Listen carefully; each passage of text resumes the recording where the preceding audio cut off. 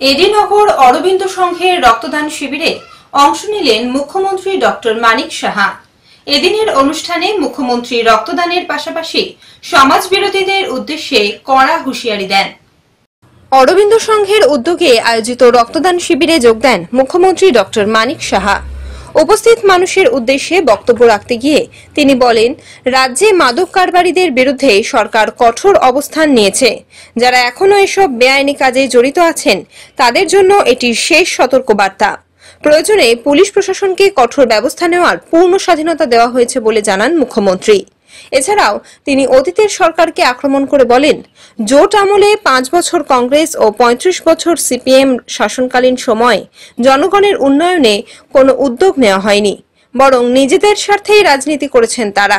মুখ্যমন্ত্রীর দাবি, বর্তমান সরকার উন্নয়নের পথে অঙ্গীকারবদ্ধ এবং সমাজ থেকে মাদক ও অপরাধ নির্মূল করাই তাদের মূল লক্ষ্য।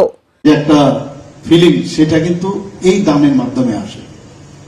আপনি অন্যান্য যেসব দান আছে তার মধ্যে কিন্তু সেই ফিলিংসটা নাও আসতে পারে, কিন্তু এর মধ্যে দান কিন্তু আলাদা। আপনার রক্ত আরেকজনের শরীরে যাচ্ছে এবং এই ধরনের আজকে আপনাদের যে অরবিন্দ সংঘের যে এই কার্যক্রম সেটা দেখে অন্যান্য যে সংঘ বা ক্লাব বা অন্যান্য যেসব সংস্থা তারাও কিন্তু উদ্বুদ্ধ হবে। রক্তদানে যখনই আমি শুনি রক্তদানের ব্যবস্থা কোন জায়গায় বা শিবির হচ্ছে, আমি কিন্তু সেখানে যাওয়ার চেষ্টা করি, কারণ এতে করে একটা রেনেসাঁস তৈরি হচ্ছে। ভারতবর্ষের বহু রাজ্য থেকে আমরা কিন্তু অনেক ধাপ আমরা এগিয়ে এসেছি।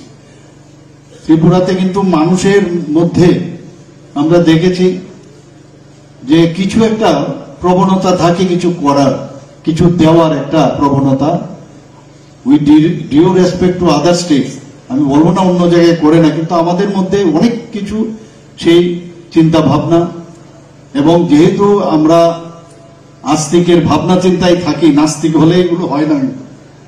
তো এর মধ্যে আমাদের মধ্যে শিক্ষা, সেই জ্ঞানের কারণে আমাদের মধ্যে সেই ইচ্ছাটা প্রকাশ হয় যে কিছু একটা করি, আমরা সমাজের জন্য কিছু করি।